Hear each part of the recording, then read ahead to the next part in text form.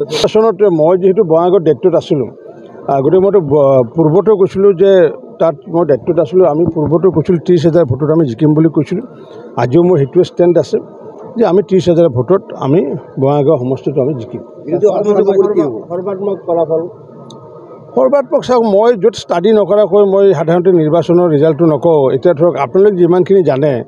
সেইখিনি ময়ো সেইখিনি জানো কাৰণ কিয় মই ধৰক তাৰে বুথৰ সভাপতিৰ কথা পতা নাই এতিয়া মই সাধাৰণতে য'ত ৰিজাল্ট আগতে ঘোষণা কৰোঁ তাত মই বুথৰ কাৰ্যকৰ্তাৰ কথা পাতিহে মই ঘোষণা কৰোঁ এতিয়া যিখিনি ক'ম আপোনালোকে যিখিনি জানে ময়ো সেইখিনিয়ে জানো কিন্তু মই বঙাইগাঁৱৰ ক্ষেত্ৰত মই ক'ব পাৰোঁ যে আমি 30,000 ভোটত আমি জিকিম মই ক'লোঁ নহয় যে আপোনালোকে যিটো শুনিছে টিভিত বা মিডিয়াত যিটো দেখিছে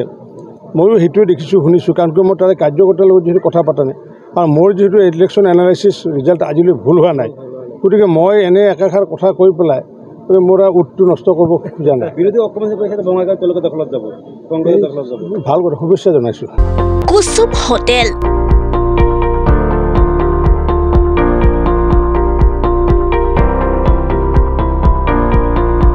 বছৰ অবিৰত সেৱা